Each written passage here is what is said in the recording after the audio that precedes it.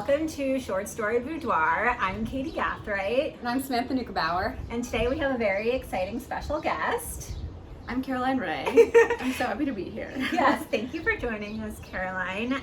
Today is a special occasion, not only because we have our dear friend and former classmate Caroline here, but also because this is our season finale of our first season of Short Story Boudoir. So we hope you have followed along. Please go back and watch previous videos.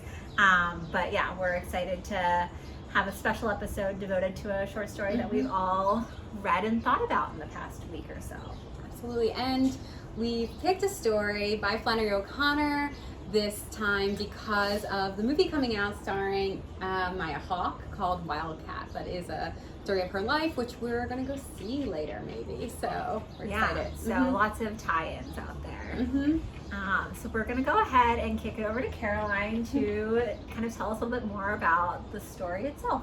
Yeah, so we're talking about Good Country People today, which is one of Flannery's more famous stories.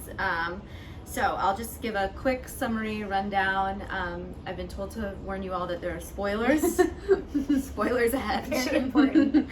All right, so the story begins. We meet two women, Mrs. Freeman and Mrs. Hopewell, and we learn that Mrs. Freeman is employed by Mrs. Hopewell, and they spend a lot of time together in Mrs. Hopewell's house. While Mrs. Hopewell eats with her daughter named Joy, and Joy is a 32-year-old woman who's living at home. She has a PhD, and the story is quick to tell us she also has a wooden leg. She's changed her name herself to Hulga. So after spending some time with this group of women, the narrative moves as a Bible salesman approaches the home. He introduces himself as Manly Pointer. Mrs. Hopewell is sort of charmed by this boy, who she considers like salt of the earth and what she calls good country people. The same way she also considers Mrs. Freeman to be good country people. So the three of them, he tries to sell Bibles. She's not buying it. She makes very clear she's not going to take a Bible from him. So instead they all kind of eat dinner together. He sort of bores Mrs. Hopewell, rambling on about his trials and tribulations, and she sort of eventually manages to politely get him to leave. She finds him quite dull, but again, she's very sort of moved by the fact of him being this like sweet country boy. Then she watches out the window as Manly Pointer leaves and he interacts with Joy / Hulga out in the yard. They have a little interaction at the gate. Moves on. The story then moves into Joy / Hulga's point of view. We learn that she's made a plan to meet up with the Bible salesman to have like a little rendezvous the next day. She's sort of getting excited about the idea of seducing him. She's like curious as to whether she can pull that off, and she considers herself to be a genius, right? Like she considers herself to be highly learned, whereas like he is like this bumbling idiot. And won't that be kind of fun? And so they meet up the next day, they go on a walk, they make out, things get a little hot and heavy, but the narrative reminds us that Hulga has like a firm grip on her mind and her senses, and she's not getting carried away by this. But Manly is taking like a very particular interest in Hulga's prosthetic leg, and keeps asking about it, and she's kind of ruffled by this. Eventually they go into this abandoned barn area. Again, they make out, like things get a little hot and heavy. And eventually it reaches this point where essentially they like pull back. He reveals that like he opens his suitcase of Bibles, pulls out a Bible, and it turns out the Bible is actually just like a hollow fake book, and inside he has like a flask of whiskey and playing cards and condoms and various like crude knickknacks basically. And Hulga is very upset by this. She's sort of shocked. She thought that he was, you know, like this simple country boy who wouldn't have such like crude things.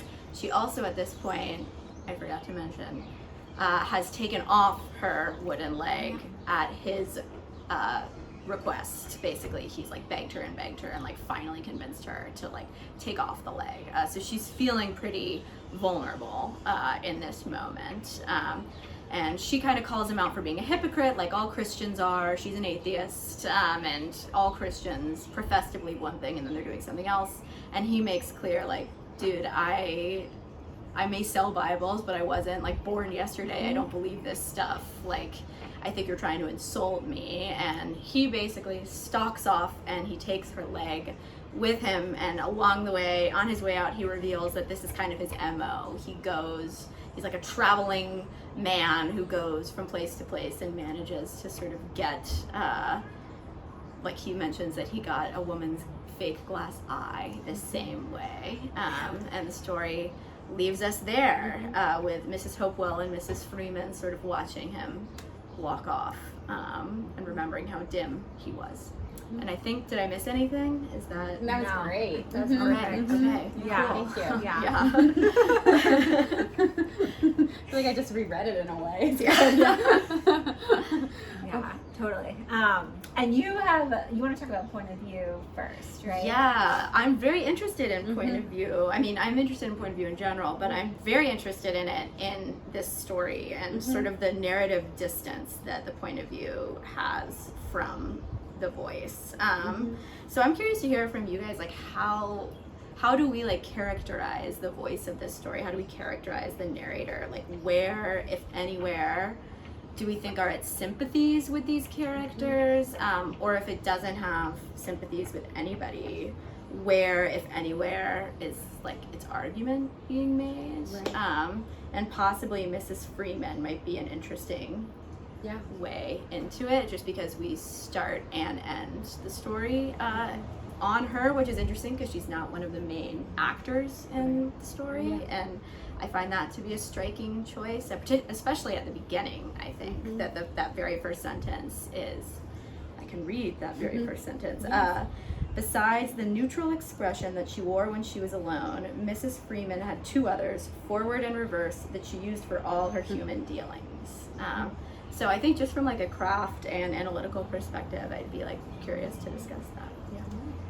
Yeah, I mean, I think that sentence is interesting. I mean, in general, I think point of view was like very interesting the second time around that I read this story, kind of knowing where it goes. But it's an interesting opening because that kind of like contains the thesis a little bit of the story, right? Like you can kind of be, everybody has like two modes sort of in a way, the way the Bible salesman ends up being revealed. But I mean, I think when I read the story the first time, I remember sort of like, you know, being aware of this omniscient point of view that's like giving us, and I was aware that we were getting sort of the psychology of these women characters, but not getting the psychology of the Bible salesman, which feels like a useful craft move because of course his like true intentions end up being the twist of the story. So that feels very like utilitarian to me, to kind of have a point of view that's flexible enough to sort of like give us insights into these women, but like it doesn't feel so conspicuous that we're not getting his like interiority that much. And I really felt like in the beginning, and the first time around, I felt duped because I really felt like the story's sympathies were with Helga / Joy for the majority of the story. And I almost had that feeling of like, you know, even when a point of view is like technically omniscient, but you sort of like feel like it represents one of the characters, I sort of had like tricked myself into thinking like, okay, a lot of these observations, like these smart observations about Mrs. Freeman, like the opening line, or the observations about the mother, are kind of being processed through Helga / Joy. Because we're told that she's smart, and I was like pretty like willing to be like, yeah, like she is that kind of like hyper observant character in this household, but I didn't feel that way at the end of the story. I think not just because she is duped, but because I think the story kind of breaks open the concept of like judgment, how like different kinds of being smart, etc. And it is interesting that it returns back to Mrs. Freeman at the end. I don't know if it's like Mrs. Freeman's story. All I know is that I don't think it is like Helga's either. Yeah. Right, and I think some of that might have to do with the idea that there is a bit of like a morality kind of lesson sometimes, I think, feel in some of Flannery's work, though I don't think it's didactic in any way. But like, if there is some kind of lesson that I sometimes feel in that narrative perch that she takes here, the lesson itself doesn't actually feel like it's being made to any specific character, because none of the characters except for us have like all the pieces in a way. And so like I often think like, I wonder like what Holga Joy will make of this situation, like, you know, 5 hours from then, a day from then, a year from then. Will she able to twist it in a way that it's self-serving again? And I think that if I felt like the story's voice really belonged to the mother or to Holga Joy, at the end I feel like I would be sitting more with the feelings of one of them. And actually we're denied that, which I think is interesting. Yeah, I mean, I also think the voice is like, well, first of all, I think it does an interesting thing where it's like ostensibly omniscient, but we never, at least in my mind, I don't think we ever go into Mrs. Freeman's head. Everything about Mrs. Freeman is like an observation, or like what seems like a clear projection of like why perhaps she likes to stand where she likes to stand in the kitchen, but that's not actually something we're hearing from Mrs. Freeman. And it's sort of like, so that's interesting to me, right, that we don't go into her head either. But I think that between the two Hopewell ladies, we get like a fair amount of like, there's a real funny like making fun of both of them. I think the story would be so different if it was like this silly mother and the smart daughter who can like see right through her, because we also get, there's so many like hilarious lines. Like there's one about like Holga being so surly walking through the fields, and there's just this line that goes like, Mrs. Hopewell excused this because of the leg. And like that Holga like came up with the name Holga because it wasn't just that it was the ugliest name that she could come up with, it was like her greatest creative act. And like that also feels like so funny to me, and like it's clearly making fun of her in that moment. But as a result, like, yeah, I don't know, I think like the question of what, like, who we're supposed to align ourselves with, like, is an interesting one. I don't think it wants us to align ourselves with anybody necessarily, but then like what is that experience like as a reader? Yeah, I think that's true. I mean, I think one of my favorite parts was even when Mrs. Hopewell, like when the Bible salesman is there in the living room and she like comes in being like to Joy, like, say it, like, end this thing. And, like, this is so annoying. And you're like, oh, like, you're not really that, like, person. You're a, like, normal person, too. Yeah, and Mrs. Freeman ends up maybe being the most sympathetic ultimately because we have the least access in a way, and I do think that final line of dialogue, I think we'll probably return to this question when we talk about kind of what we walk away from the story feeling, but yeah, it is interesting that like her external observations in a weird way give us like less to judge than the like interiority, which maybe is obvious. I think maybe like getting a glimpse into somebody's mind is always going to kind of peel back something like uglier than you would get from the outside, but yeah, it's interesting to me. I agree.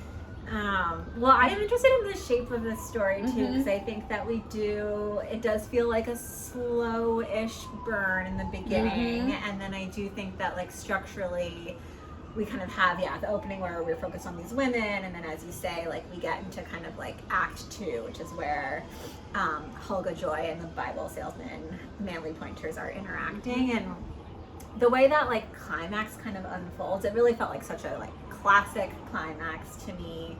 And I was thinking about, Flannery O'Connor and the movie coming out and like adaptations, and like this feels like a story that could really be like a play, or it really feels like it would lend itself in some ways to like being enacted in film, because there is so much like action at the end. It just feels so like physical, like her leg is being like, it's like stolen from her, like her leg. I see the Monopoly Man sometimes with his briefcase, like he's like running off with this like totally.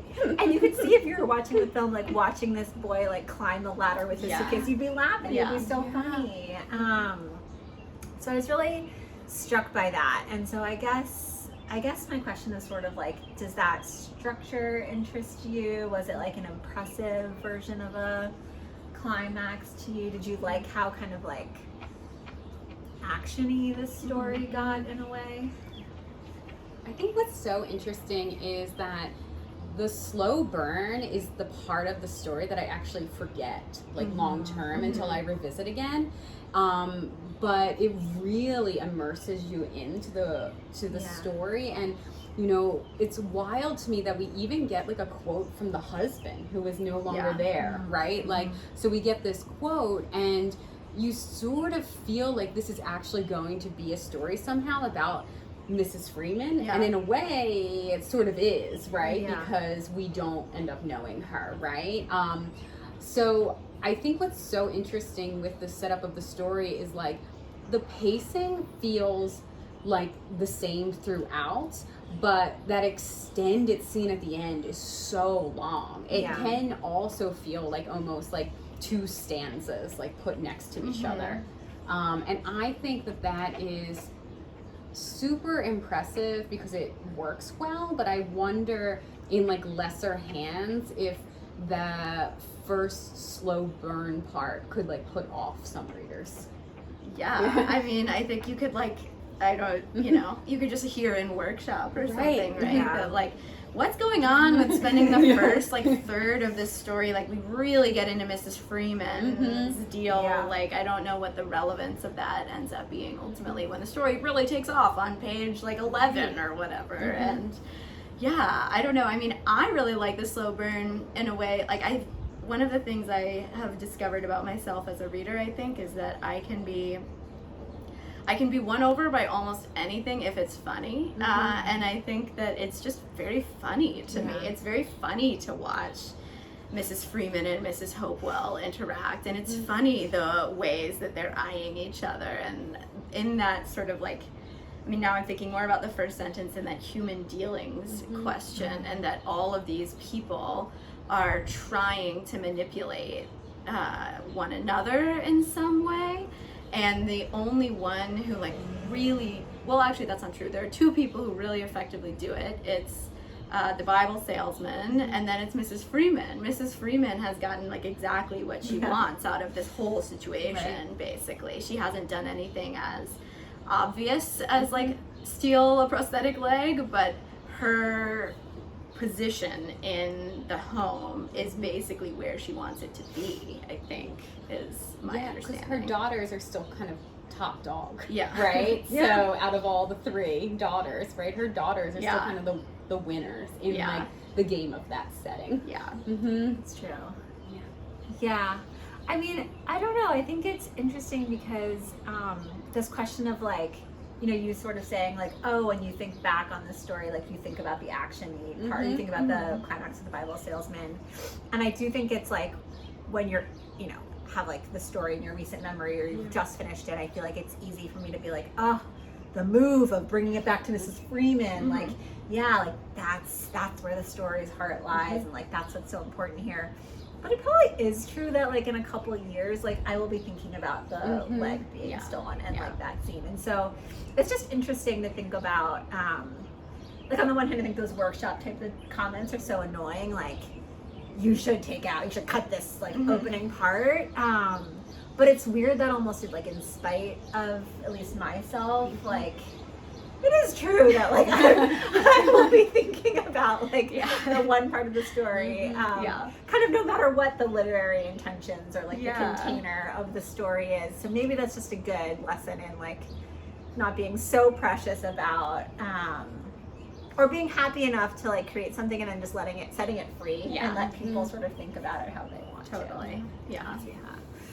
And I was interested in talking about these names. So, you know, the names of the characters are all highly symbolic.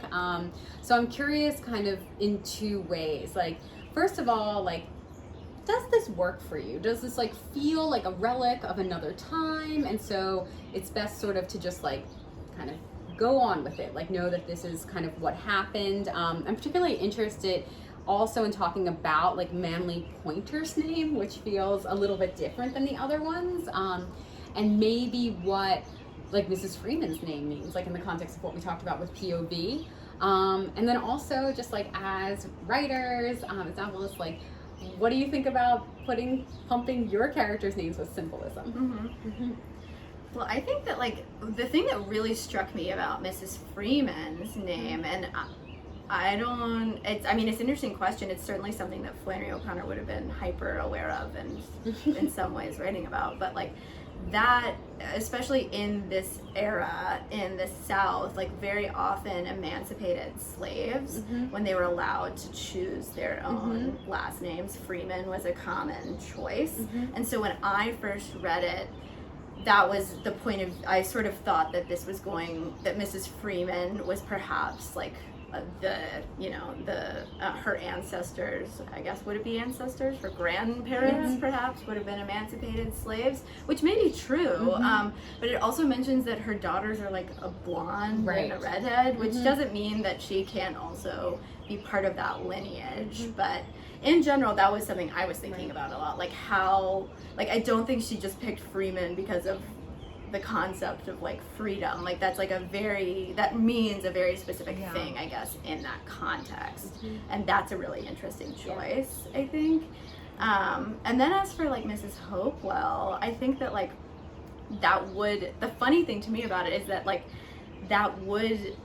the story even recognizes how on the nose it is. Like it's not, I think there's like that moment where like Manly comes to the house and they're having that funny initial interaction, and she's like, oh no, I'm Mrs. Hopewell, I'm not like this other woman you think I am. And he goes, Mrs. Hopewell, I hope you will be well, and like does a thing with it. And it's almost like the story feels like it needs to acknowledge this move that it's made. So I feel like even then, like it wasn't just a given that like a name ought to have that kind of like symbolic resonance, perhaps. Yeah, and like it feels like because that is sort of the great creative act of Helga / Joy to change her name, that we are like, supposed to be thinking about names in this story. But honestly, I think it's interesting with Manly Pointer's.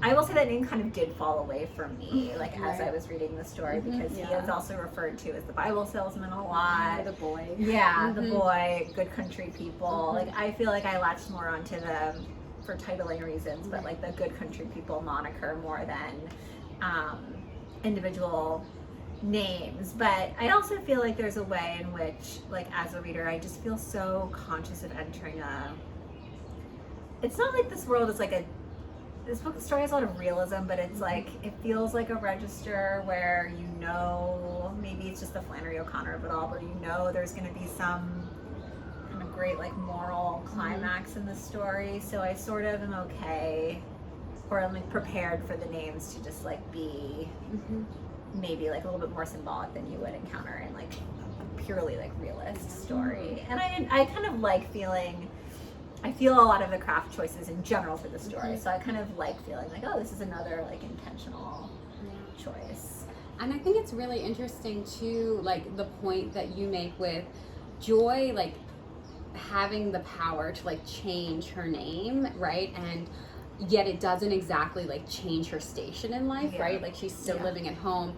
And the fact that maybe like, and I always wondered this, especially as a younger person when I read this, like is Mrs. Freeman supposed to be somehow like a former enslaved person or some kind of mixed race person, and like even she then has also had the power to like change her name, but is still somehow like not able to change her station in a way, though she is like freer to like not be like kind of dissected in the story in a way, right? And I know like Flannery O'Connor has like talked about that, right? About like not entering the heads of people that she doesn't feel like she could enter.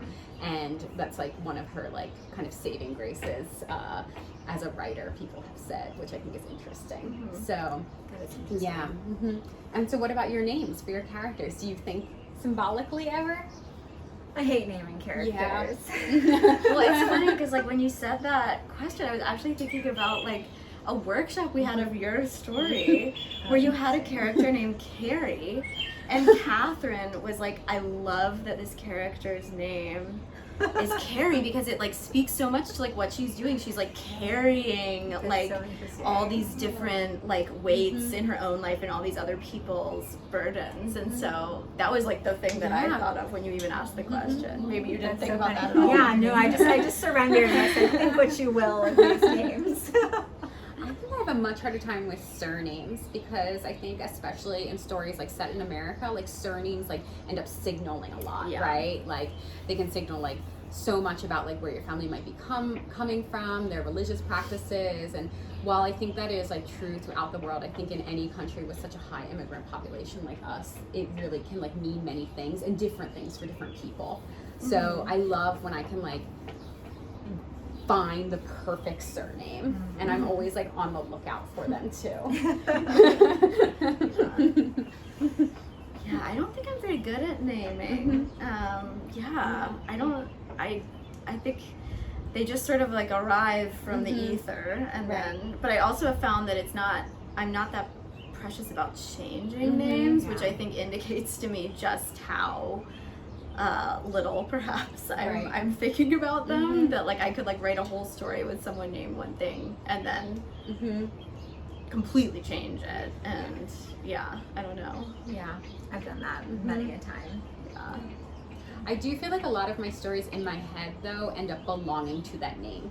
So like, you know, this is X's story, and then I couldn't like reuse that name. Like I'd be more likely to change a name midway if I needed to, but not likely to like recycle a name, like in a productive way. It would have some kind of imposter syndrome kind of built into the name being reused. Oh, interesting. That is interesting. Should we talk about our favorite lines? I think we should. Yeah. Okay.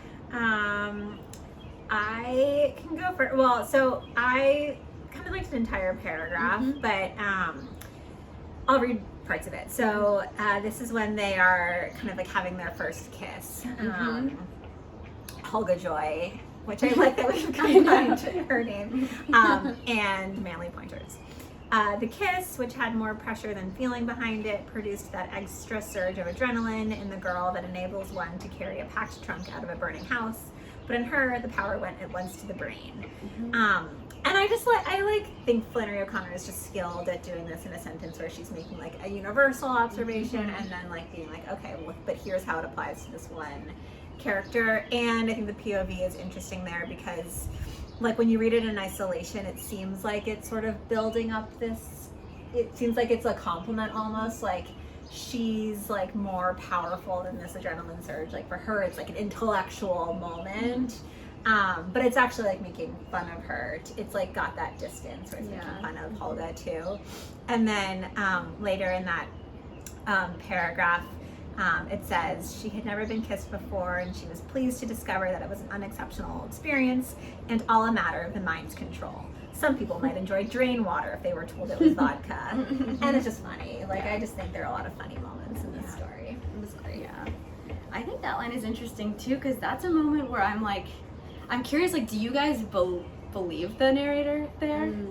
Because one of the things that was interesting to me in looking at that whole scene was like, it felt to me, maybe I'm projecting too much, but like, that the narrative, like, it was almost felt like it was so insistent on like, this means nothing to her, this means nothing, she doesn't care, she's intellectually above it, that it felt to me like that's not actually true. Like it feels like that's like what she's trying to say. Like at the end of the day, that sentence does say a surge of adrenaline that would allow someone like her to like carry something out of a burning building is produced. It's not that, I don't know, I think to me, I always like, I like that sentence because there's a potential, I think, complexity and like whether or not we're to take it at face value. Yeah, I totally agree. I mean, I think that it is, I was reading the story the first time and sort of thinking like, yeah, how plausible is it that like she would at first be so kind of contained, but then like it's the second makeout session that like makes her like sort of like unravel, you know? I don't know. I think you could read it either way. On the one hand, I could sort of see how like, well, I think either way it's like an effort for her to sort of like try to keep herself in a certain mode and sort of stay in that superior kind of state. But yeah, I do like the idea of the progression too, of her sort of like getting worse and worse at maintaining that state over time. Yeah. Okay, so I'm going to share my favorite line, which comes kind of after the most climactic moment where he is now sealing the leg, like real feelings have been kind of revealed, and he kind of shouts at her, you know, I'll tell you another thing, Holga, he said, using the name as he didn't think much of it. You ain't so smart. I've been believing in nothing ever since I was born.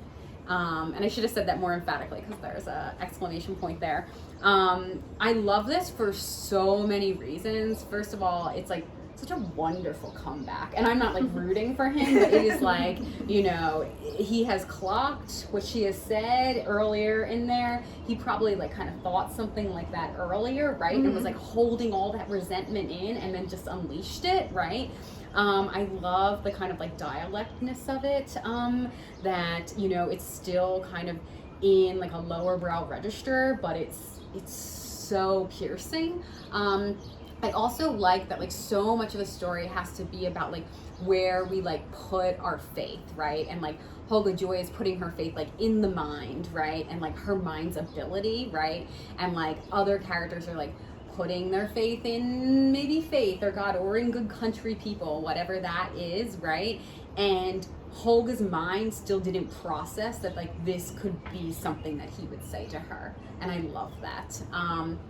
And I like that he's like committing this. Sometimes I feel like I read stories and like the kind of antagonism between two characters is almost too gentle. Like I think in really heated moments, like people say like really piercing, awful things to each other, and kind of then like blood temperatures go down and things go back to normal. But I think this was like both like mean in a way and true, and maybe even like meaner than he understands. Yeah, totally.